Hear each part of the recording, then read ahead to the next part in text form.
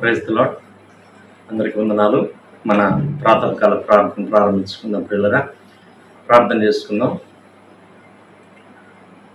సర్వశక్తివంతుడైన ప్రభువా, గొప్ప దేవా యేసయ్యా, స్తోత్రాలు వందనాలు అర్పించుకుంటున్నాను. ఆయన నీతిశూరుడు, న్యాయవంతుడు, బలవంతుడు, గొప్ప దేవుడు, అజయుడు, మీరు సజీవుడు, నిన్న నేడు నిరంతరం ఏకరీతిగా ఉంటున్నటువంటి దేవా, గొప్ప దేవుడు, అందరూ బట్టి మీకు స్తోత్రాలు వందనాలు అర్పించుకుంటున్నాం.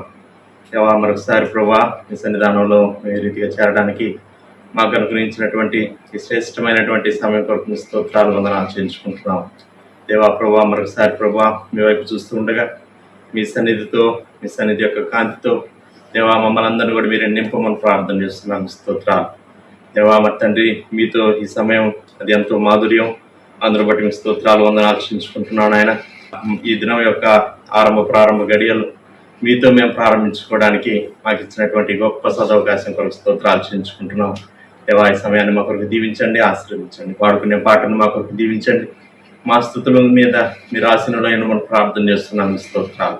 అలా మరి తండ్రి నాయన 91వ కీర్తన విశ్వాసంతో, నిరీక్షణతో చదువుకునే సమయం అంతటిని కూడా మా కొరకు దీవించమని ప్రార్థన చేస్తున్నాను. ఆయన మీ వాక్కులు, వాగ్దానాలు ప్రభావ మరి తండ్రి నాయన విశ్వాసంతో మేము చదువుకుంటూ ఉండగా గొప్పగా మా కొరకు దీవించండి, ఆశీర్వదించండి. మీ స్తోత్రాలు.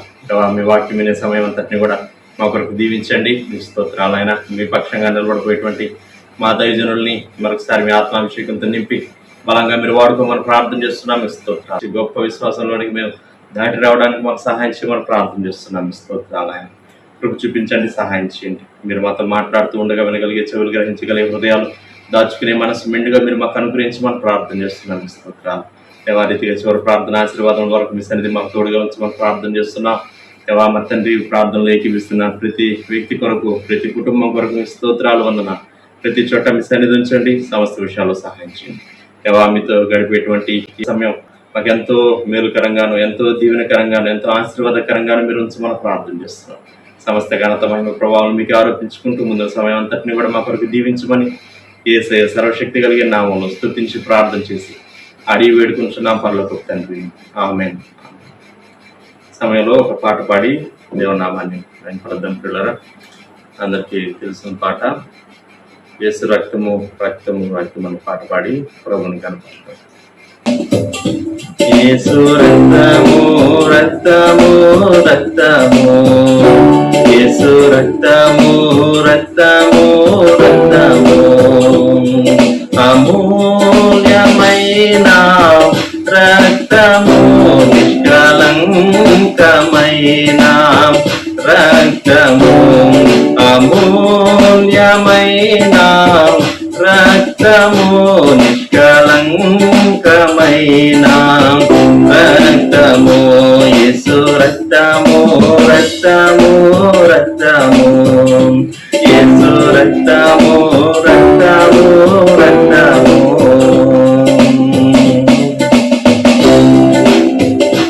ప్రతి ఘోర పాపమును కడుగును మన యేసయ్యా రక్తము, ప్రతి ఘోర పాపమును కడుగును మన యేసయ్యా రక్తము.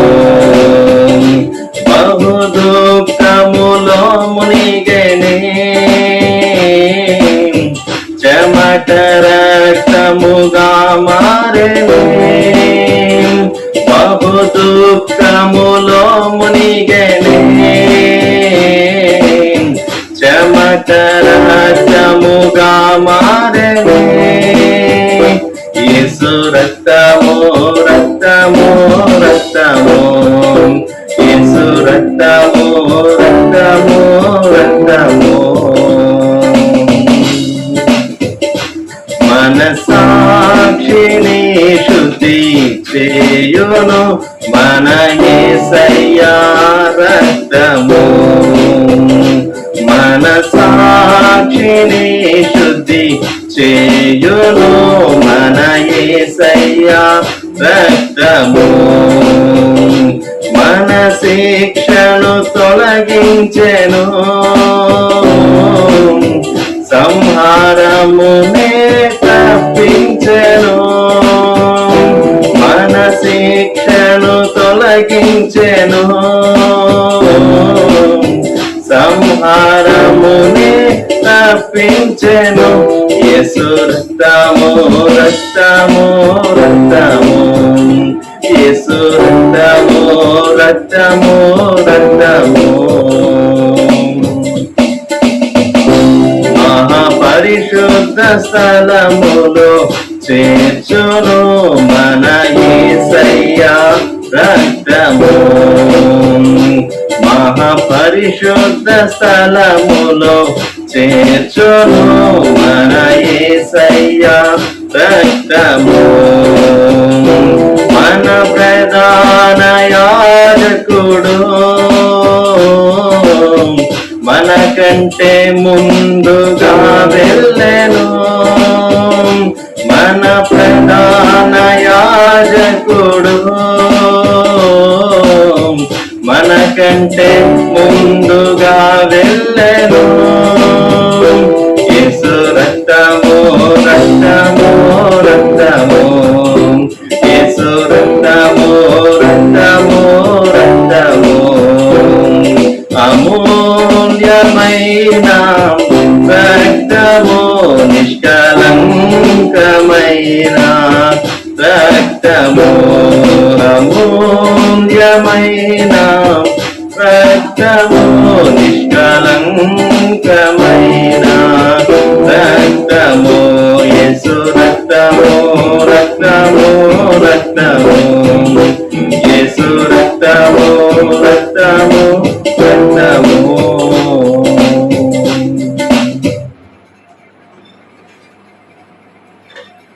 యథాప్రకారంగా 91వ కీర్తన చదువుకుందాం పిల్లరా. మహోన్నతిని చాటును నివసించువాడే సర్వశక్తి నీడను విశ్రమించువాడు. ఆయనే నాకు ఆశ్రయము, నా కోట, నేను నమ్ముకున్న నా దేవుడని నేను యెహోవాని గురించి చెప్పుచున్నాను. వేటకాని ఊరిలో నుండి ఆయన నిన్ను విడిపించును, నాశనకరమైన తెగులు రాకుండా నిన్ను రక్షించును. ఆయన తన రెక్కలతో నిన్ను కప్పును, ఆయన రెక్కల క్రింద నీకు ఆశ్రయం కలుగును. ఆయన సత్యము కేడమును డాలునై ఉన్నది.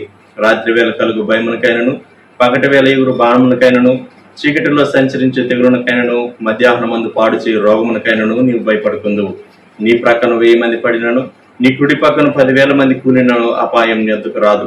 నీవు కన్నులారా చూస్తుండగా భక్తిహీనుడికి ప్రతిఫలం కలుగును. యెహోవా నీవే నా ఆశ్రయము అని నీవు మహోన్నతుడైన దేవుని నీకు నివాసస్థలముగా చేసుకుని ఉన్నావు.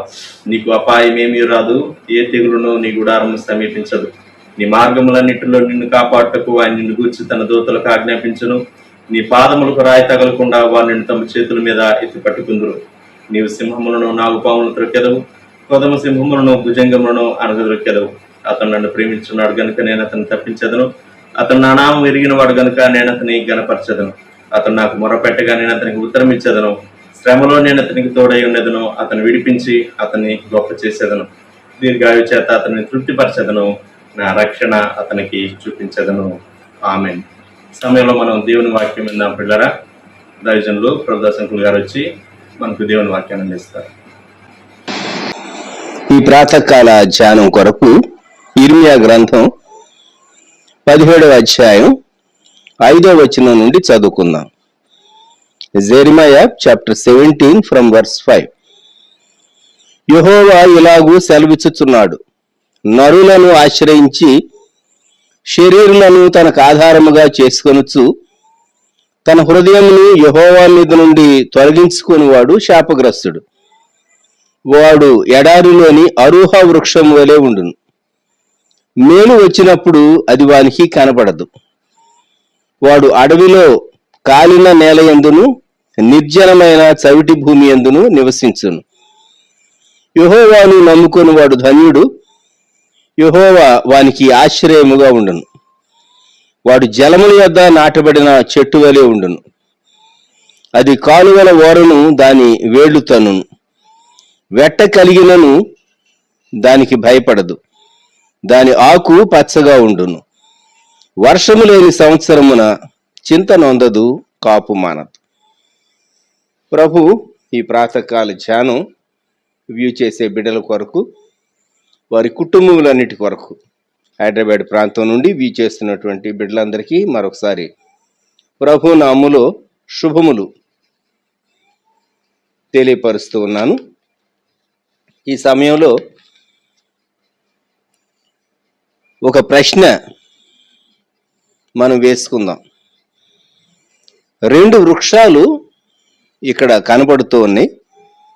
6వ వచనంలో అరూహ వృక్షము అని ఉన్నది.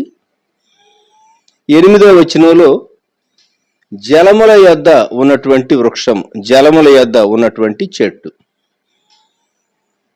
ఈ ప్రాతకాలం ఈ 2 చెట్లు మనం కంపేర్ చేసుకుందాం. చాలా మందికి క్రైస్తవ్యాన్ని గురించినటువంటి ఒక దురభిప్రాయం, క్రైస్తవ్యం అమెరికా వాళ్ళ మతము అని.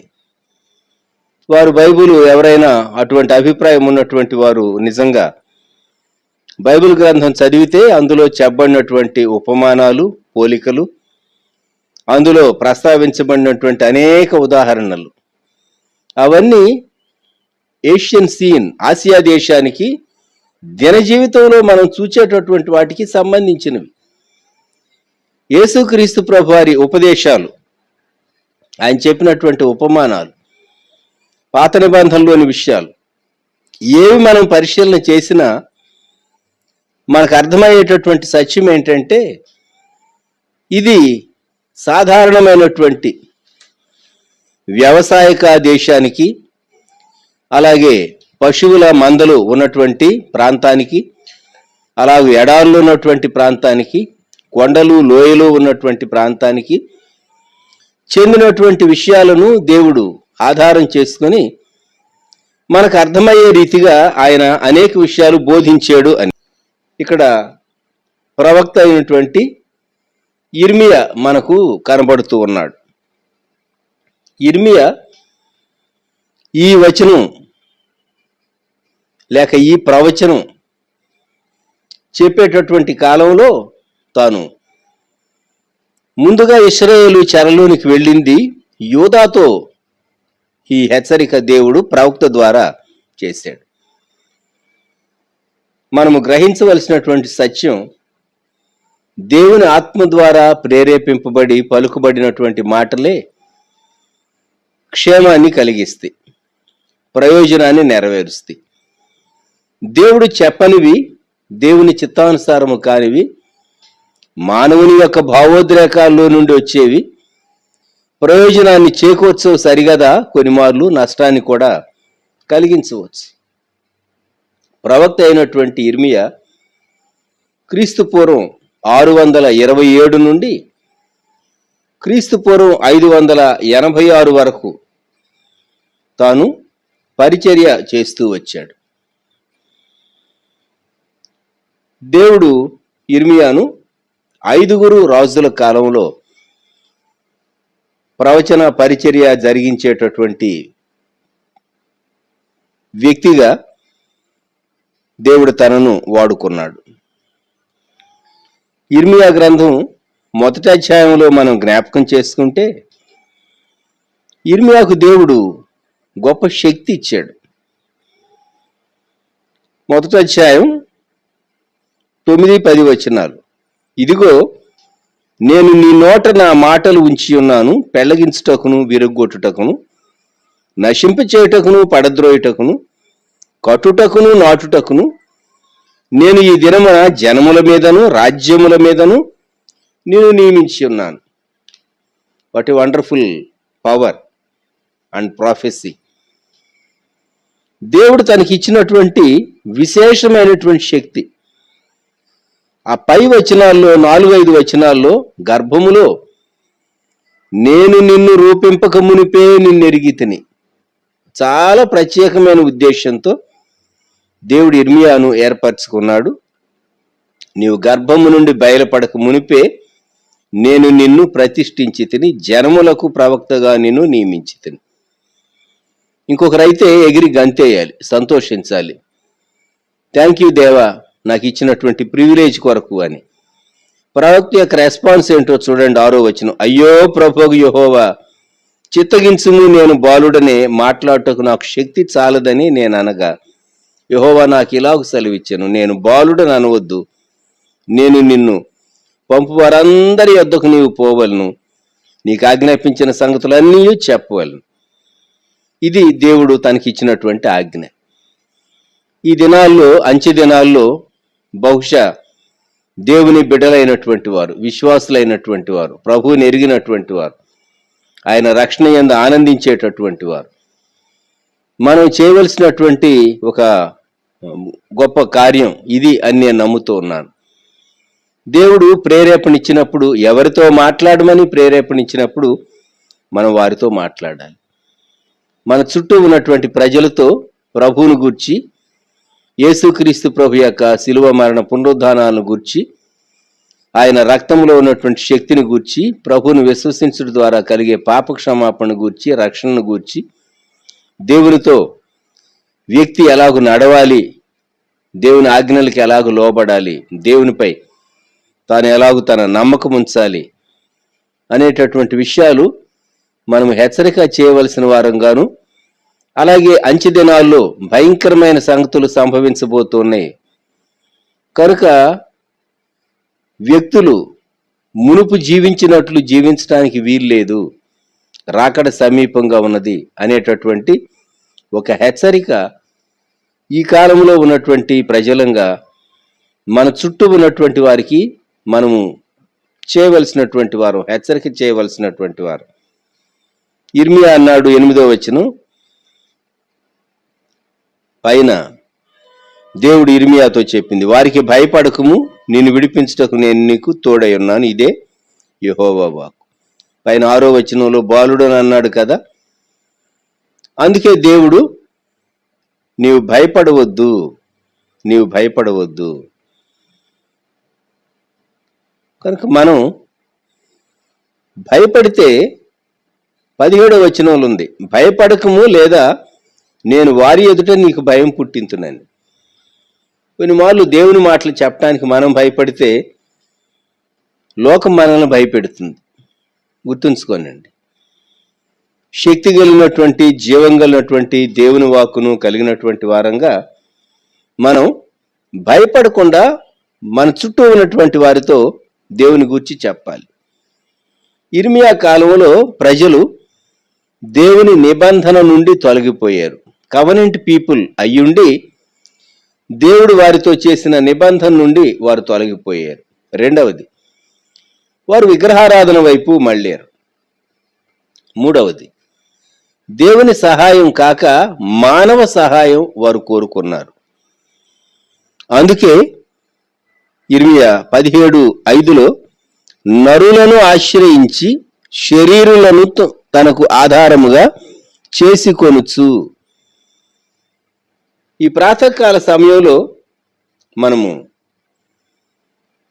ఈ ప్రవచన భాగాన్ని, ఇర్మియా చెప్పినటువంటి ఈ హెచ్చరిక జ్ఞాపకం చేసుకుంటూ ఉంటే, దేవుడు కీడు కలుగక మునిపే హెచ్చరిక చేశాడు. యూదావారు చెరలోనికి వెళ్ళక మునుపు, యెరూషలేము మీదికి శోధన రాక మునుపు, చెరలోనికి వెళ్ళక మునుపు దేవుడు హెచ్చరిక చేశాడు. జాగ్రత్త, దేవుని మీద నుండి నీ హృదయాన్ని తొలగించుకుంటున్నావా దేవుని జనాంగమా అని. ఇది ఇంగ్లీష్లో NIVలో నేను చదువుతాను.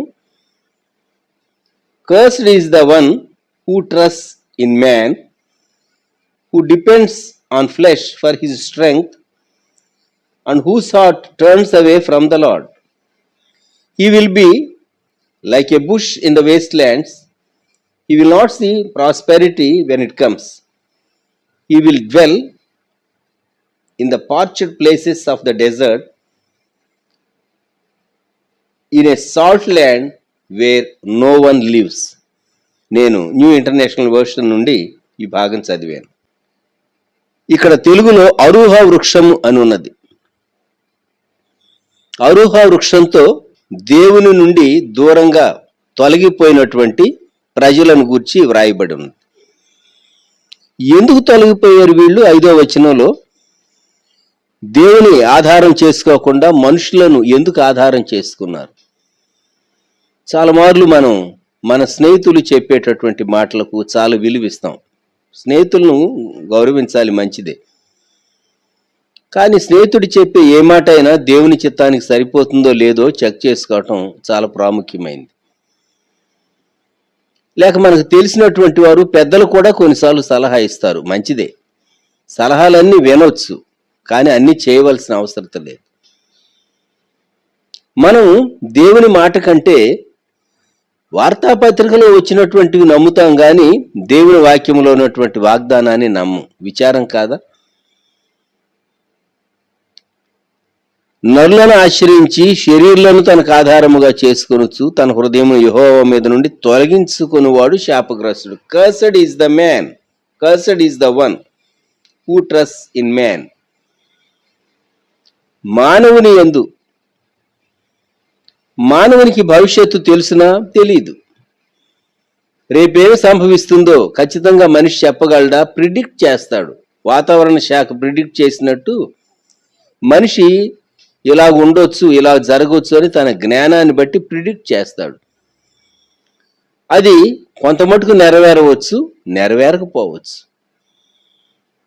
జ్ఞానం కూడా దేవుడు అనుగ్రహించిందే, కానీ ఆ జ్ఞానం కూడా దేవుని చిత్తానుసారంగా వాడితేనే. లేకుంటే జ్ఞానుల యొక్క జ్ఞాన వచనాలు కూడా వ్యర్థమైపోతాయి. దేవుని మీద నుండి ఈ జనాంగం వారి యొక్క మనసును తొలగించుకున్నారు. తన హృదయమును యెహోవా మీద నుండి తొలగించుకునేవాడు అంటే అప్పటి వరకు దేవుని ప్రజలుగా జీవిస్తూ అక్కడ నుండి తొలగిపోయారు. ఆ మంచి స్థితిని పోగొట్టుకున్నారు. అందుకని వారిని గురించి శాపగ్రస్తుడు, cursed is the man, cursed is the one అని వ్రాయబడింది. ఇది చాలా భయంకరమైనటువంటి మాట. యేసుక్రీస్తు ప్రభువును ప్రేమించే ప్రభు బిడలంగా మనముండి ఆయన పై నుండి మన నమ్మకాన్ని, మన విశ్వాసాన్ని, మన ఆలోచనను తొలగించుకొని మన సొంత మార్గంలో వెళ్ళిపోవటం చాలా భయంకరమైనటువంటి విషయం. ఈ ప్రాతకాల సమయంలో దేవుడు అరూహ వృక్షము, అరూహ చెట్టు అనేటటువంటి దాని గురించి మనకు ఆ వ్యక్తిని అరూహ చెట్టుతో పోలుస్తూ ఉన్నాడు. ఇది ఒక బుష్, పెద్ద చెట్టు ఏమి కాదు. ఒక పొద లాంటిది, లేక పెద్ద పొద లాంటిది, లేక ఒక షర్బ్. ఇంకా చెప్పాలి అంటే చిన్న బదరి వృక్షం లాంటిది. పెద్దగా నీడనిచ్చేది కాదు, లేకుంటే పెద్దగా విస్తరించి ఎదిగేది కాదు. హిబ్రూ భాషలో అరార్ అనేటటువంటి పదం వాడబడింది. అరార్. హిబ్రూ భాషలో ఇంకొక పదం ఉన్నది, అరూప్ అని. అరూప్ అంటే శాపగ్రస్తమైన. అరార్ లేక తెలుగులో అరూహ వృక్షము అని ఈ చెట్టును గురించి చెప్పబడింది. అరూహ వృక్షం. అరూహ వృక్షం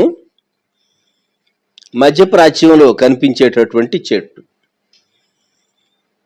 వర్తకులు, బెడోవిన్ వ్యాపారస్తులు దీనిని శపించబడినటువంటి నిమ్మ చెట్టు, కర్స్డ్ లెమన్ అని కూడా పిలుస్తారట.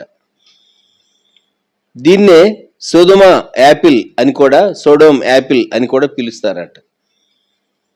ఎందుకు అంటే సొదొమ గొమొర్రాలు నాశనమైనప్పుడు ఈ చెట్లు ఆ ప్రాంతంలో ఉన్నవట. ఈ అరూహ వృక్షం ఎక్కడ ఎదుగుతుంది అంటే డెజర్ట్స్లో, ఎడారుల్లో ఎదుగుతుంది. అలాగే ఉప్పు నేలల్లో ఎదుగుతుంది. పెద్ద వృక్షం ఏమీ కాదు. శాపగ్రస్తుడు అరూహ వృక్షముతో పోల్చబడ్డాడు. ఏమని అక్కడ వ్రాయబడింది అంటే, మేలు వచ్చినప్పుడు అది వానికి కనబడదు. వాడు ఎడారిలోని అరూహ వృక్షము వలె ఉండును. దేవుని చిత్తము నుండి తొలగిపోయినప్పుడు దేవుడు మన కొరకు ఒక మేలు పంపించినా అది మేలులాగా కనబడదు. దానిని మనం అంగీకరించలేం, దానిని మనం స్వతంత్రించుకోలేం. ఎందుకని? మన దృష్టికోణం. మన దృష్టికోణం.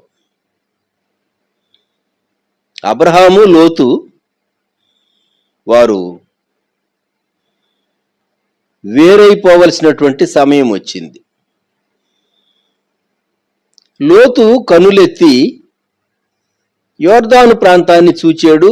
అది పచ్చగా ఉన్నది, ఐగుప్తు తోట వలె ఉన్నది, నీళ్లుపారు దేశముగా ఉన్నది అని వ్రాయబడింది.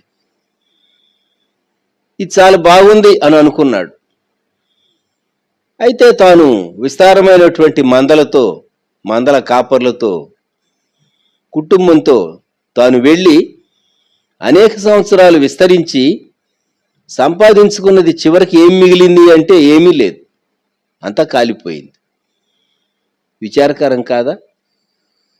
మరి తాను సెలెక్ట్ చేసుకోవలసిన రోజు అది చాలా పచ్చగా ఉన్నది కదా, యెహోవా తోటలాగా అని వ్రాయబడింది అక్కడ ఆదికాండంలో, యెహోవా తోటలాగా. మరి అంత మంచి సెలక్షన్ అని తాను లోపల సంతోషించి ఉంటాడు. నేను చిన్నవాడను గనుక నాకే మొట్టమొదటి చాయిస్ ఆప్షన్ వచ్చింది అని చెప్పేసేసి చాలా ఆనందించి ఉంటాడు. ఎప్పుడైతే లోతు అబ్రహాం నుంచి వేరయ్యాడో దేవుడు, ఇదిగో నీ కన్నులెత్తి చూడు, తూర్పు వైపు, పడమటి వైపు, ఉత్తరం వైపు, దక్షిణం తట్టు చూడు, నీ సంతానానికి నేను ఈ దేశం ఇస్తాను అని దేవుడు అన్నాడు. లోతు వేరైపోయిన తరువాత ఆదికాండం 13వ అధ్యాయం 14వ వచనం, లోతు అబ్రాహామును విడిచిపోయిన తర్వాత యెహోవా, ఇదిగో నీ కన్నులెత్తి నీ ఉన్న చోట నుండి ఉత్తరపు తట్టు, దక్షిణపు తట్టు, తూర్పు తట్టు, పడమర తట్టు చూడుము, ఎందుకనగా నీవు చూచుచున్న ఈ దేశం అంతటిని నీకును నీ సంతానమునకును సదాకాలము ఇచ్చేదను. దేవుని వాగ్దానం ఎంత నిజము! ఇర్మియా కాలములో చెరలోనికి వెళ్ళినటువంటి వారు శేషమే తిరిగి వచ్చారు. మరలా మొదటి శతాబ్దంలో యేసుక్రీస్తు ప్రభు యొక్క రక్త దోషం మా మీద, మా పిల్లల మీద ఉండుగాక అని వారు చెప్పినటువంటి మాట ఆ జనాంగం పక్షంగా నెరవేరింది. వారు వందల సంవత్సరాలు చరిత్రహీనులై ప్రపంచ దేశాల్లో చెదరగొట్టబడిన వారై వారు తిరిగి సమకూర్చబడ్డారు. అంజూరపు చెట్టు చిగురించింది. దేవుని ప్రజలు వాగ్దాన భూమిలోనికి వచ్చారు. అయితే పోరాడి దాన్ని స్వాధీనపరచుకోవాల్సి వచ్చింది. పోరాడి దాన్ని కాపాడుకుంటూ ఉన్నారు. దేవుని వాగ్దానమును బట్టి ఈ మాట మనం జ్ఞాపకం చేసుకుందాం ప్రాతకాల సమయంలో. దేవుని వాగ్దానమును బట్టి ఎవరైతే దేవునిపై ఆధారపడరో వారు అరుహ చెట్టుతో పోల్చబడ్డారు. కాలిన నేలయందు ఉండేటటువంటి చెట్టుతో పోల్చబడ్డారు. చవిటి నేలయందు ఉండేటటువంటి చెట్టుతో పోల్చబడ్డారు. అది ఫలించేటటువంటి చెట్టు కాదు. వాడు అడవిలో కాలిన నేల యందును నిర్జనమైన చవిటి భూమి యందును నివసించును. పైన మేలు వచ్చినప్పుడు, 6వ వచనం చివరి భాగం, మేలు వచ్చినప్పుడు అది వానికి కనబడదు. మనం ఈ దినాల్లో ప్రభువును ప్రార్థించాలి. దేవా, నేను మేలును చూడగలుగునట్లు నా కన్నులు తెరవచ్చేయి. అలాగే కీడును పసిగట్టగలిగేటట్లు, కీడును గ్రహించగలిగేటట్లు కూడా నేను చురుకుగా ఉండటానికి, సరైనటువంటి దృష్టికోణం కలిగి ఉండటానికి నాకు సహాయం దయచేయి అని ప్రార్థన చేద్దాం. కొన్ని మార్లు కీడు ఏ రూపంలో వస్తుందో మనం గ్రహించలేం. మనము కీడును గుర్తించడానికి మేలు వచ్చినప్పుడు మేలు మనము చూడగలిగేటట్లు ప్రభువు నిజంగా మనకు సరైనటువంటి దృష్టికోణం ఆయన అనుగ్రహించాలి. 7వ వచనంలో, యెహోవాను నమ్ముకునివాడు ధన్యుడు, యెహోవా వానికి ఆశ్రయముగా ఉండును. యెహోవా వానికి ఆశ్రయముగా ఉండును. మనం వర్షం వస్తూ ఉంది, ఒకవేళ బయట మనము రోడ్డు పైన నడుస్తూ ఉన్నాం అనుకుందాం. వెంటనే గొడుగుంటే గొడుగు ఓపెన్ చేస్తారు, లేదా ఒక షెల్టర్ ఏదైనా నిలవగలిగినటువంటిది ఏదైనా, వర్షం పెద్దదైతే తడిచిపోకుండా అని ఒక షెల్టర్, ఒక షేడ్ మనిషి వెతుక్కుంటాడు కదా. కొన్నిసార్లు కొన్ని ప్రాంతాల్లో వరద వస్తూ ఉన్నది అని వినబడుతూ ఉన్నది. వెంటనే సేఫ్ ప్లేసెస్కి ప్రజలు వెళ్ళిపోతారు. మనకు బంగాళాఖాత తీర ప్రాంతాల్లో తుఫాను షెల్టర్లు చాలా సంవత్సరాల క్రితం ప్రభుత్వం కట్టించింది. ఎందుకని? వాళ్ళు సాధారణమైనటువంటి ఇళ్లలో ఉండేవారు. ఇప్పుడైతే చాలా బిల్డింగ్స్ వచ్చేసేసినాయి, కానీ ఒక 30 సంవత్సరాల క్రితం మరి ఉప్పిన లేకుంటే భయంకరమైనటువంటి తుఫాను వచ్చినప్పుడు ప్రజలు ఉన్నారో లేదో, ఆ గ్రామాలు ఉన్నవో లేదో తెలియనటువంటి దినాల్లో హెలికాప్టర్ మీద వెళ్ళి ఆహార పొట్లాలు విడిచినటువంటి సంఘటనలు మనకు ఐలాండ్స్ విషయాల్లో సంభవించినాయి ఒకప్పుడు. ఆ దినాల్లో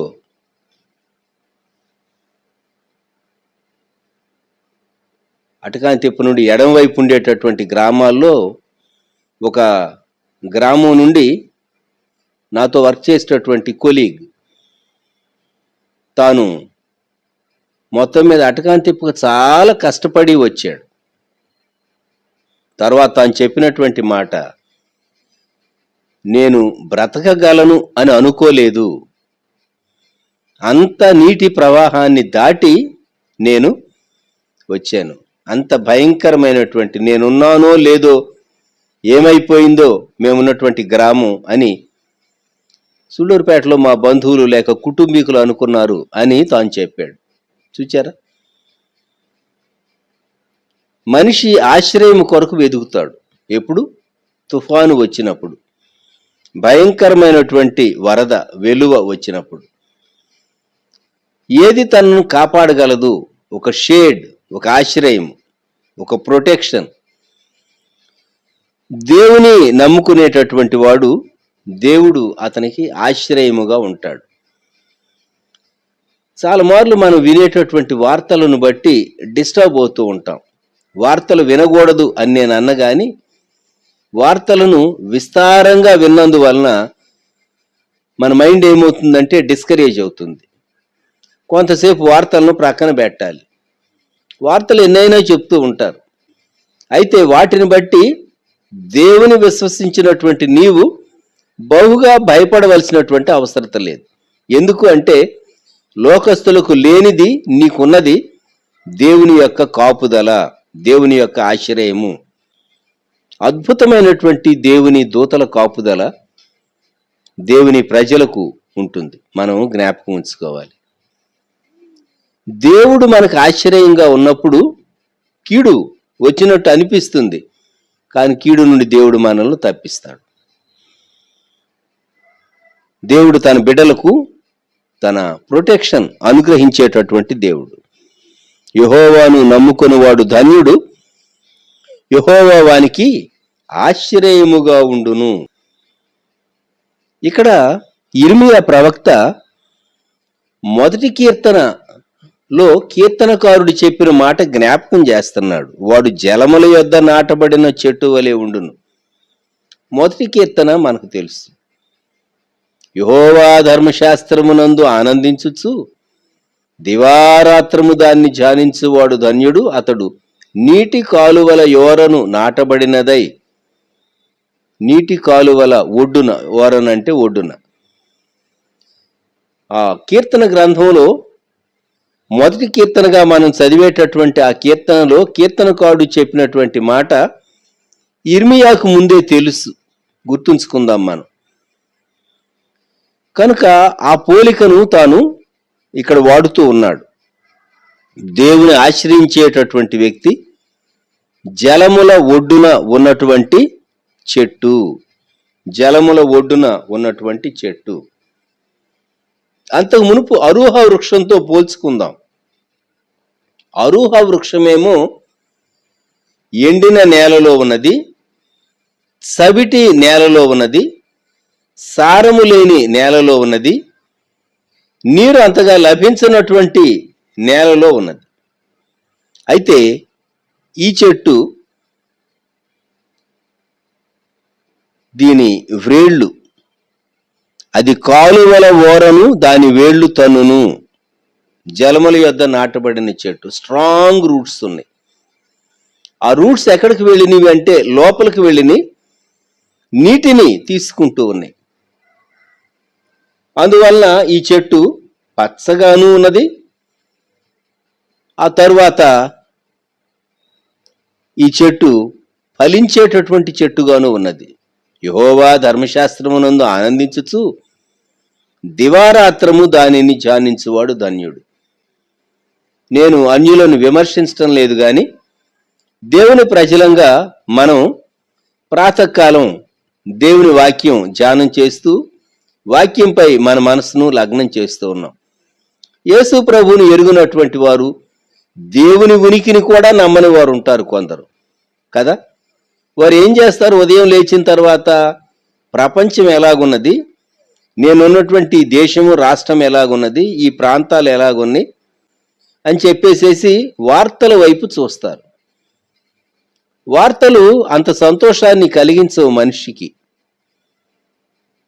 వార్తల్లో చాలా దుర్వార్తలే ఉంటాయి, ఇంకా కొన్ని పనికిమాలిన వార్తలు ఉంటాయి, ఇంకా కొన్ని అవసరం లేనివి ఉంటూ ఉంటాయి.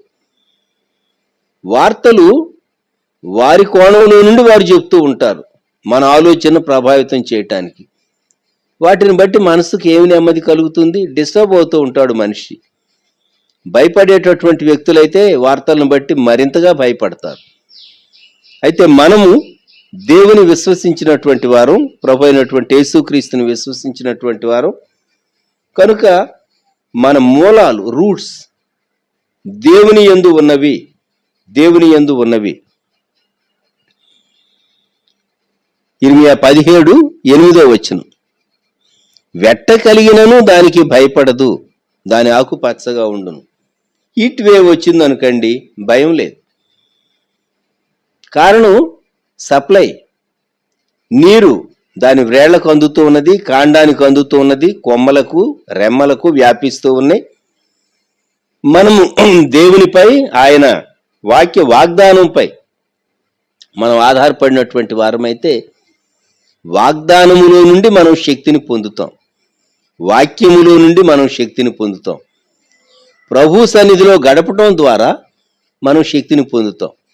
కొన్ని మార్లు మౌనంగా ప్రభు సన్నిధానంలో కనిపెడతాం మనం. అది ధ్యానం అనండి, లేక ప్రభు సన్నిధిలో వేచి ఉండటం అనండి. ఎప్పుడైతే మనం అలాగూ ప్రభు సన్నిధానంలో ఉంటామో నీ ఆత్మ పునరుజ్జీవం పొందుతుంది, నీ మనసు నూతనపరచబడుతుంది. దేవునితో సహవాసం చేయటం, దేవుని మాటపై ఆధారపడటం ఎంత గొప్ప ధన్యత.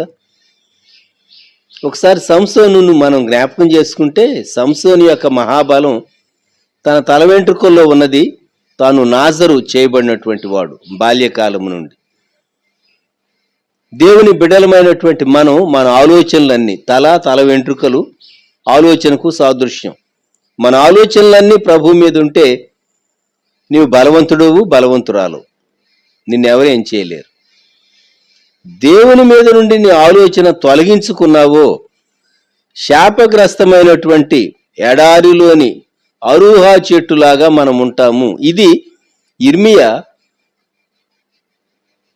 ఈ యూదా దేశము నెబుకద్నెజర్ చేత జయించబడక మునుపు ఇర్మియా చెప్పినటువంటి ప్రవచనం, ఇర్మియా చేసినటువంటి హెచ్చరిక. మనము ఈ 17వ అధ్యాయం 8వ వచనంలో వర్షము లేని సంవత్సరమున చింత నొందదు, కాపు మానదు. ఈ మాట నన్ను చాలా ఆకర్షించింది. వర్షము లేని సంవత్సరాలు ఖచ్చితంగా వస్తాయి.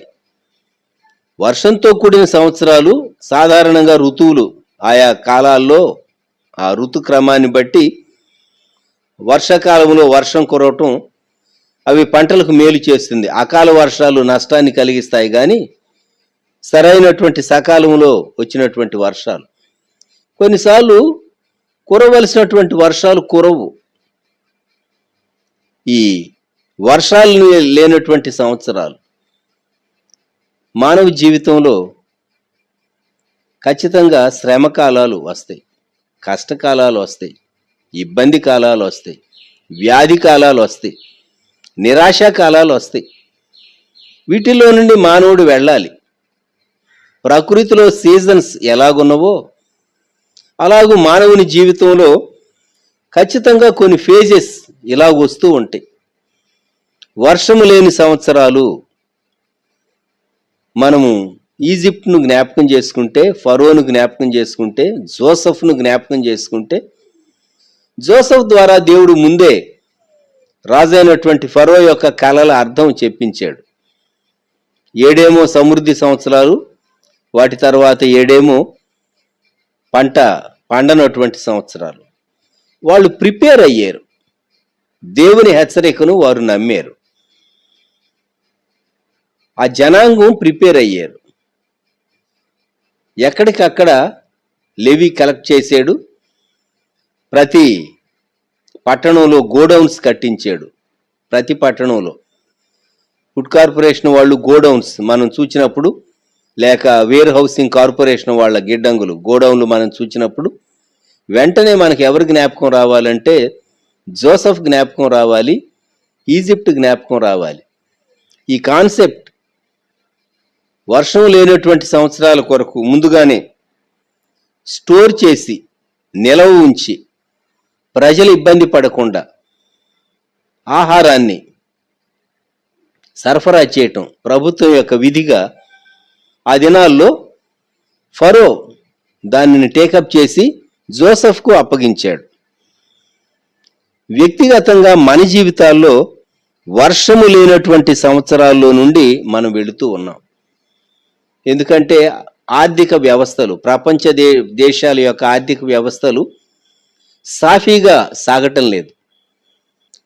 వర్షం లేనటువంటి సంవత్సరాల్లో నుండి మనం వెళుతున్నాం అని చెప్పుకోవాలి. ఆధ్యాత్మికంగా అంటే టఫ్ టైమ్స్లో నుండి మనం వెళుతూ ఉన్నాం. టఫ్ టైమ్స్లో నుండి మనం వెళుతూ ఉన్నాం. ఒక దేవుని సేవకుడు ఒక బుక్ రాశాడు, tough times won't last but tough people do అని. కష్టకాలాలు ఎప్పుడూ ఉండవు, కానీ గట్టిగా ఉండేటటువంటి మనుషులు అన్నిటికీ తట్టుకుని నిలవబడతారు. అన్నిటికీ తట్టుకుని నిలవబడతారు. చాలా మంచి బుక్ అది. పాజిటివ్ థింకింగ్ మీద వ్యక్తి యొక్క మనసును దృఢపరిచేటటువంటి బుక్. వ్రాసినటువంటి వ్యక్తి ఒక పాస్టర్ గారు.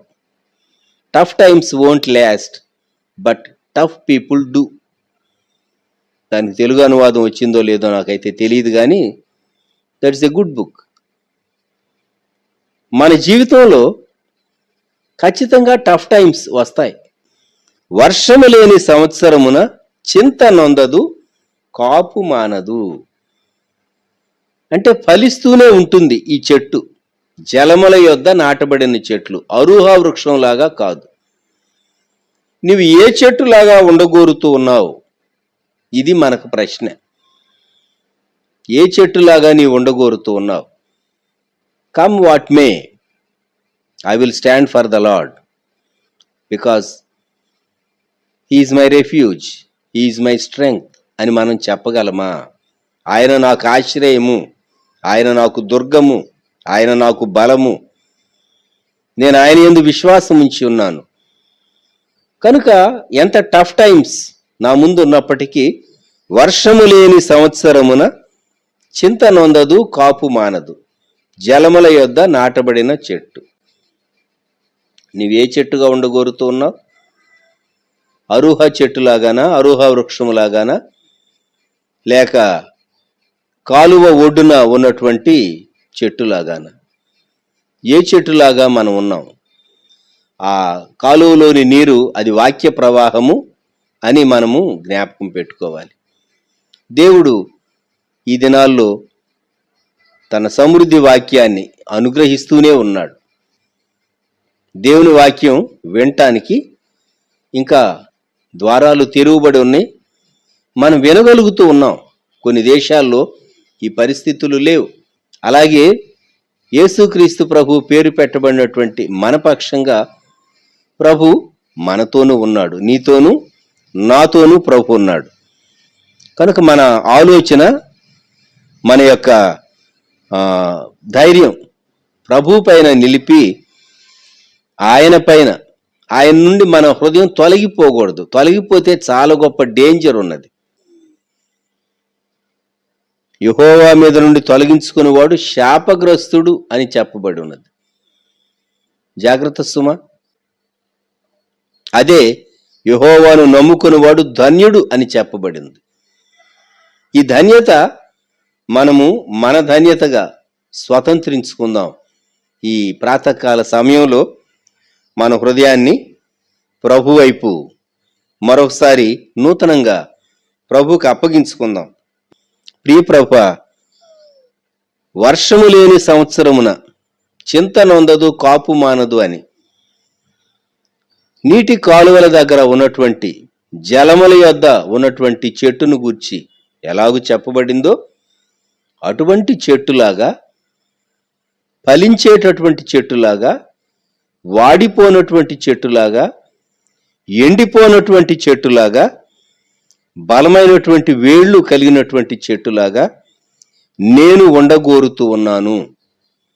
ఆ క్రింద వచనమే ఇర్మియా 17:9, హృదయం అన్నిటికంటే మోసకరమైనది, అది ఘోరమైన వ్యాధి కలది, దాన్ని గ్రహింపగలవాడేవాడని ఇర్మియా ద్వారా దేవుడు వ్రాయించినటువంటి ప్రవచనం. మన హృదయం దేవునిపై ఆధారపడటం చాలా కీ. ఈ పారాగ్రాఫ్ 5వ వచనం నుండి ఆ క్రింది వచనాల్లో మానవ హృదయము దేవునితో ఎలాగో అనుసంధానమై ఉండాలి అనేది ప్రవక్త ద్వారా దేవుడు పలికించినటువంటి మాట. ఈ ప్రాతః సమయంలో ప్రభు వైపు చూద్దాం.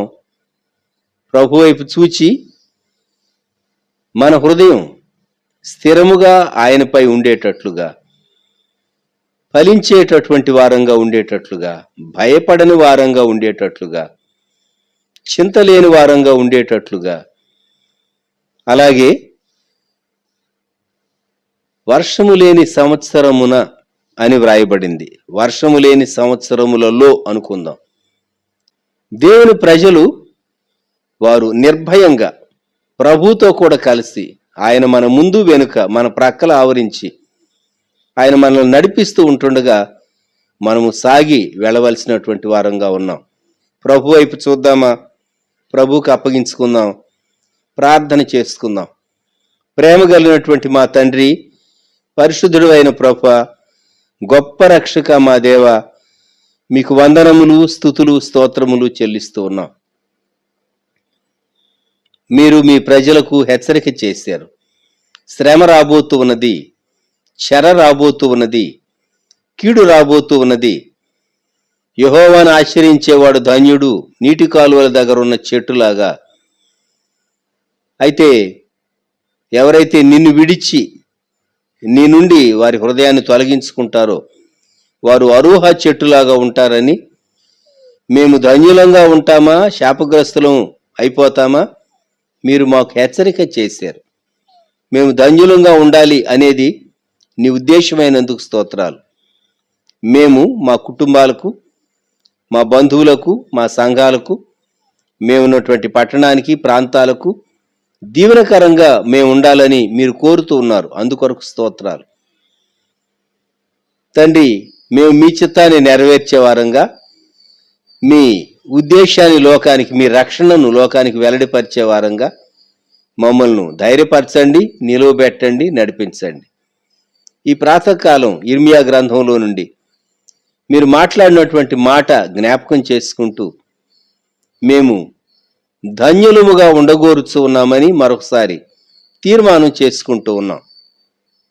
మమ్ములను బట్టి నీకు మహిమ, సార్వత్రిక క్రైస్తవ సంఘమునకు క్షేమం కలిగించండి. మమ్మల్ని బట్టి మా కుటుంబాలకు దీవెన, సంఘానికి క్షేమాన్ని దయచేయండి. దేవా, లోకంలో మమ్మల్ని డిస్టర్బ్ చేసేటటువంటి విషయాలు విస్తారంగా ఉన్నాయి.